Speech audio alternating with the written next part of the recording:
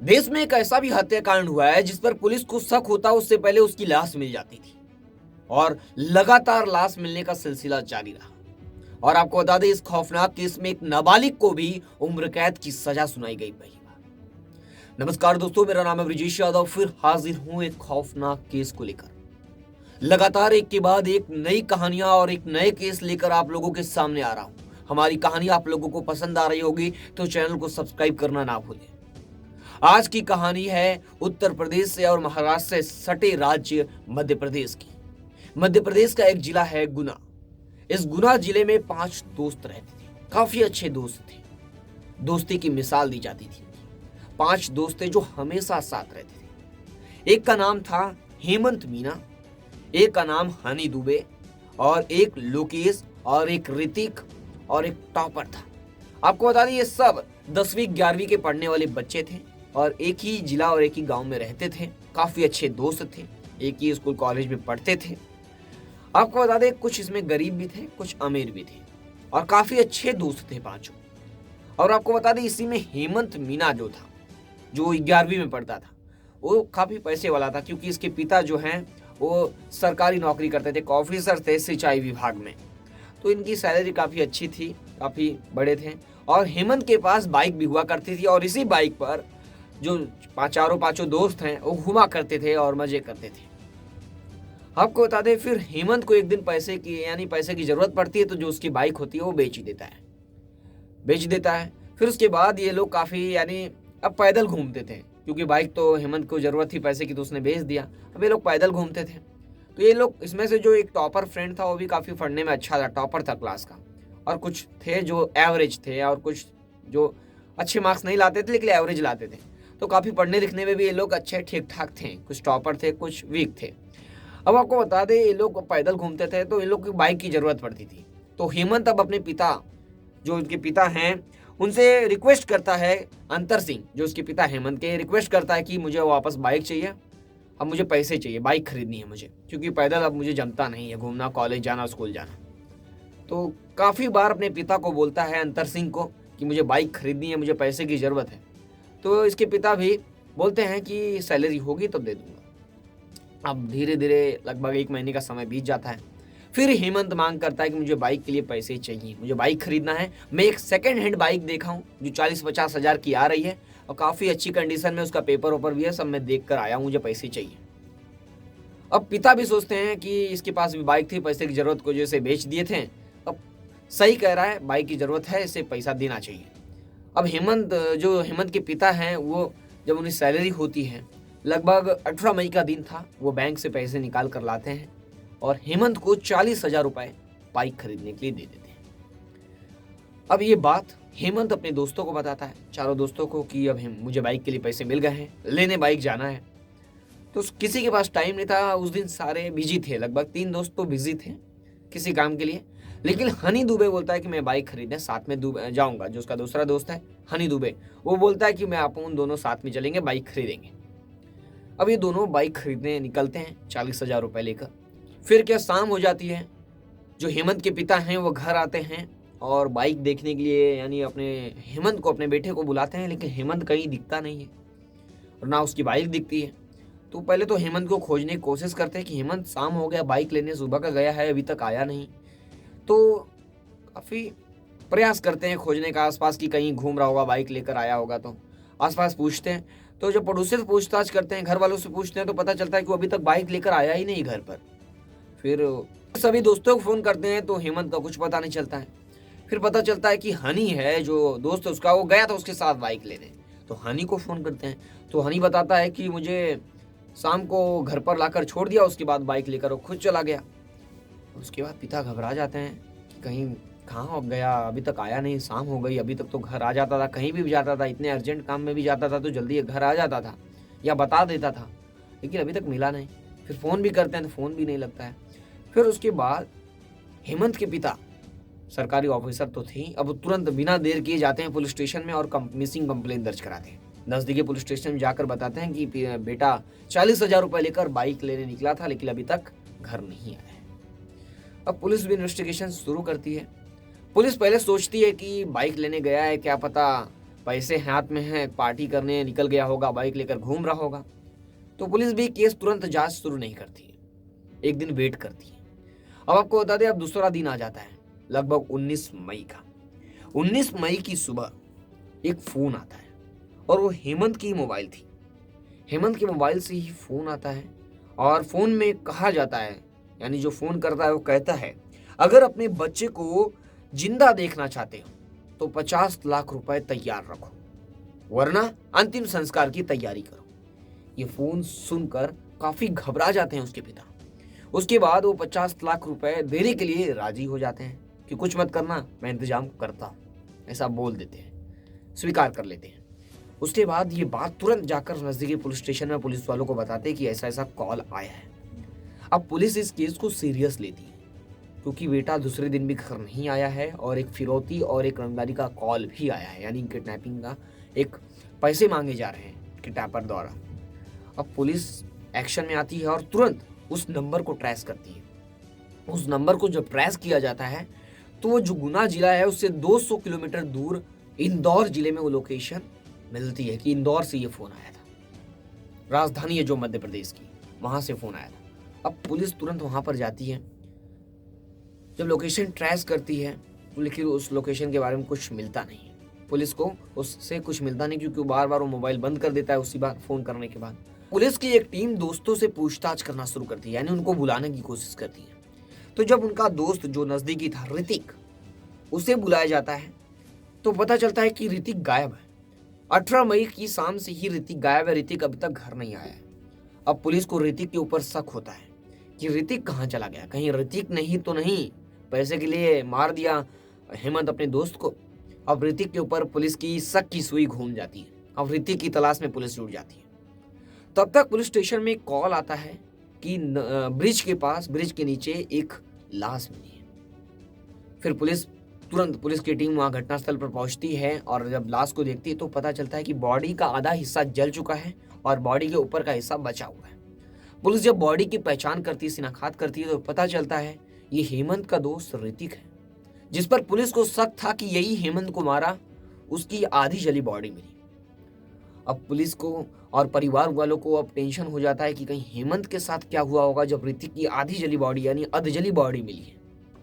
अब पुलिस और परिवार में कोहराम मच जाता है। पुलिस और तेजी से एक्शन लेती है और पुलिस की टीमें बनाई जाती है। अब पुलिस लोकेशन ट्रेस करती है, कहीं पूछताछ शुरू होती है। अब पुलिस क्या करती है कि एक ही दोस्त जो हनी दुबे गया था बाइक लेने, अब उसे बुलाती है और उससे कड़ाके से पूछताछ करती है। कड़ाके से पूछताछ करती है तो बताता है कि मैं गया था साथ में, उसके बाद हेमंत मुझे छोड़कर घर चला गया। वही कहानी जो ये अपने उसके पिता को बताया था। अब पुलिस क्या करती है, इससे कुंडली निकालती है, खुफिया मुखबिरों को लगाती है और हनी दुबे जो साथ में बाइक लेने गया था उसकी कुंडली निकालती है कि क्या है, इसका फैमिली बैकग्राउंड क्या है। तो हनी दुबे के बारे में पता चलता है कि हनी दुबे की माँ जो अकेली रहती है हनी दुबे के साथ, उसकी पुलिस वालों से और कुछ गुंडों के साथ दोस्ती भी है। यानी जो हनी दुबे की माँ है पूनम दुबे, उसकी दोस्ती गुंडों और पुलिस वालों के साथ भी है। तो हनी दुबे के ऊपर पुलिस को शक होता है, कहीं ना कहीं इन दोनों का भी हाथ हो सकता है, लेकिन कुछ कहा नहीं जा सकता क्योंकि सबूत नहीं थे। अब पुलिस को शक था लोकेश के ऊपर, लोकेश और एक जो उसका टॉपर फ्रेंड है, ये दोनों के ऊपर भी शक था। तो टॉपर फ्रेंड पुलिस को बताता है कि उस दिन मुझे लोग बुलाए थे लेकिन मुझे काम था इसलिए मैं नहीं गया था, और ये सबूत भी देता है कि मैं यहाँ पर दूसरे काम पर गया था। तो पुलिस इसे छोड़ देती है। अब बचा हनी दुबे और लोकेश, ये दो दोस्त बचे। अब हनी दुबे तो अपनी पूरी कहानी बता रहा है कि मुझे छोड़कर चला गया था हेमंत। अब बचता है लोकेश। अब लोकेश की तलाश में जुड़ती है पुलिस।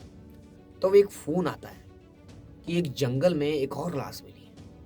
अब लोकेश के ऊपर शक था, अब लोकेश की भी लाश मिल जाती है। आपको बता दें लोकेश की भी अधजली बॉडी जंगल से मिल जाती है। अब पुलिस जिस पर शक करती उसकी लाश मिल जाती थी।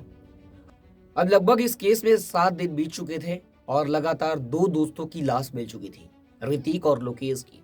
हेमंत अभी भी गायब था। अब पुलिस इस केस में अब हनी दुबे बचा था और टॉपर फ्रेंड तो उस दिन गया नहीं था। हनी दुबे को उसका दूसरा दोस्त बचा जो साथ गया था, कुछ तो छुपा रहा है, पुलिस को शक होता है। पुलिस अब उसे उठा कर लाती है। जब पुलिस कड़ाके से पूछताछ करती है तो हनी दुबे स्वीकार करता है कि इस पूरे केस के पीछे वो है। अब पुलिस उसे सिलसिलेवार तरीके से पूरी कहानी पूछती है, तब जाकर एक खौफनाक कहानी सामने निकल कर आती है। हनी दुबे बताता है कि जो उसकी माँ है पूनम दुबे, वो उसे कहती थी कि अच्छे दोस्तों से दोस्ती करो, यानी जो अच्छे दोस्त हैं, जो पढ़ रहे लिख रहे हैं, कुछ अच्छा सोचते हैं, कुछ अच्छा बोलते हैं, जिनकी जिनकी सोच अच्छी हो, उनके साथ रहा करो। जो पैसे वाले हैं उनके साथ रहा करो, कुछ अच्छा मिलेगा, कुछ अच्छी सोच मिलेगी, कुछ अच्छा नॉलेज मिलेगा। तब हनी को भी लगता है हाँ माँ तो सही बोल रही है, अच्छे लोगों के साथ रहना चाहिए, अच्छे पढ़ लिख रहे हैं उनके साथ रहना चाहिए, जो पैसे वाले हैं उनके साथ रहना चाहिए, कुछ नॉलेज कुछ ज्ञान मिलेगा। उसको ये अपनी माँ की बात सही लगती है, तो अच्छी अच्छी दोस्ती करता है। एक टॉपर फ्रेंड से दोस्ती करता है, लोकेश से दोस्ती करता है, हनी हेमंत से दोस्ती करता है, सभी से अच्छी खासी दोस्ती करता है। बस इन लोग की दोस्ती चल रही थी। आगे बताता है कि हेमंत और हनी की दोस्ती बढ़ती जाती है और हेमंत धीरे धीरे हनी के घर पर भी आया करता था। फिर पूनम पांडे से भी पहचान हो जाती है कि ये अच्छा दोस्त है मेरा। बताता है हनी अपनी माँ को कि हेमंत मेरा अच्छा दोस्त है, इसके पास बाइक है, सब कुछ है। बताता है पढ़ने लिखने में सब कुछ अच्छा है। ये पूरी कहानी अपनी माँ को बताता है, तो माँ को भी उसकी अच्छा लगता है। आपको बता दें माँ तो इसकी पहले से लालची थी, क्योंकि इसकी गुंडों पुलिस वालों से काफ़ी दोस्ती थी, काफ़ी अलग पहचान थी पूनम की। अब ये क्या करती है कि धीरे धीरे जो हेमंत है उसे अपने करीब लाती है, हेमंत को करीब लाती है, उससे और अच्छी दोस्ती करती है, बातें करती है, घर जाते हैं, पहचान अच्छी खासी बातें करते हैं। उसके बाद एक दिन क्या होता है, हेमंत की बाइक पकड़ा जाती है, पुलिस वाले पकड़ लेते हैं। कुछ ट्रैफिक नियम का तोड़ा था, तो ट्रैफिक पुलिस वाले पकड़ लेते हैं। फिर हेमंत की माँ को, यानी फिर हेमंत हनी दुबे की माँ को फ़ोन करता है, जो उसकी पुलिस वालों से दोस्ती है। तो हनी दुबे की माँ फ़ोन करती है पुलिस वालों को और पुलिस वाले बाइक छोड़ देते हैं। हेमंत और इम्प्रेस हो जाता है, वो और खुश हो जाता है कि जो हनी दुबे की माँ है उसकी काफ़ी अच्छी पहचान है, तो काफ़ी खुश होता है। फिर धीरे धीरे नज़दीकियाँ और बढ़ जाती है और ये काफ़ी खुश होता है, घर पर आना जाना शुरू हो जाता है।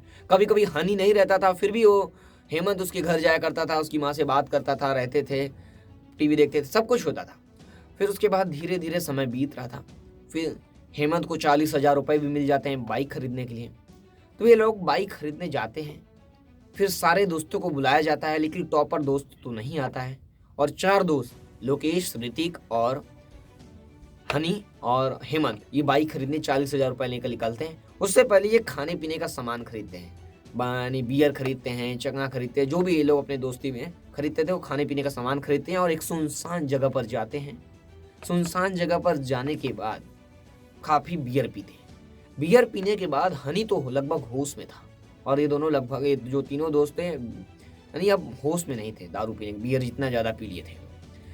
फिर क्या हनी को गुस्सा आता है दारू पीते समय, क्योंकि जो हेमंत है जब वो हनी नहीं रहता था फिर भी उसकी माँ से बात करता था, उसके घर जाता था, तो इसको काफ़ी गुस्सा आती थी। तो हनी क्या करता है, दारू की बॉटली लेता है और हेमंत पर वार कर देता है और हेमंत की मौत हो जाती है। हेमंत की मौत हो जाती है अचानक। तो ये तीनों घबरा जाते हैं, लोकेश, ऋतिक और ये तीनों घबरा जाते हैं, हनी। तो ये लोग क्या करते हैं, लाश को घुसराकर जंगल में फेंक देते हैं और फिर जाकर हनी के घर पे और पूरी बात बताते हैं। पूरी बात बताते हैं कि ऐसा ऐसा हो गया और इसने मार दिया।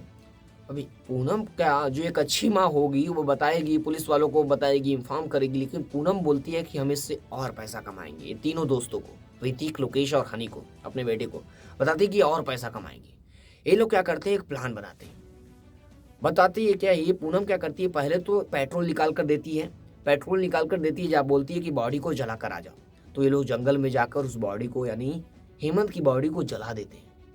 बॉडी को जलाकर फिर आते हैं और फिर बताती है कि आप पैसे कमाएंगे। पैसे कमाने के लिए ऋतिक को बोलती है कि तू मोबाइल लेकर, यानी हेमंत की मोबाइल लेकर इंदौर जाएगा और इंदौर से बताएगा, परिवार वालों को फ़ोन करेगा कि जान से मारने की धमकी देगा और कहेगा कि 50 लाख रुपए तैयार रखो या अंतिम संस्कार। तो ये इंदौर जाकर ऋतिक हेमंत की मोबाइल से उसके पिता को फ़ोन करता है और फिरौती मांगता है। फिर उसके बाद ये दोनों लोकेश और ये हनी यहाँ पर रहते हैं और अपने अपने घर जाते हैं और प्लान के मुताबिक पुलिस वालों को अपनी गवाही देते हैं। ऋतिक तो गायब था। फिर ऋतिक इंदौर से आता है और अपने हिस्से का पैसा मांगता है। पहले तो बताता है कि उस 40,000 रुपये में से मेरा हिस्सा दो, लेकिन ऋतिक नहीं मानता है। फिर ये लोग, हनी और उसकी माँ क्या करती है, ऋतिक को भी मार देते हैं। ऋतिक की भी बॉडी जाकर पुल के ब्रिज के नीचे फेंक देते हैं और उसे भी जला देते हैं। अब बचता है लोकेश। लोकेश के साथ भी हनी और उसकी माँ पूनम यही करते हैं। यानी उसको भी जाके जंगल में जला देते हैं, सुनसान जगह पर लेकर जाके मारकर। फिर ये पूरी कहानी जब सुनती है तो पुलिस दंग हो जाती है। पुलिस हैरान रह जाती है कि पूनम और उसका बेटा जो नाबालिग है वो पैसों के चलते 40,000 रुपए के चलते एक के बाद एक मर्डर करते गए और काफी खौफनाक तरीके से।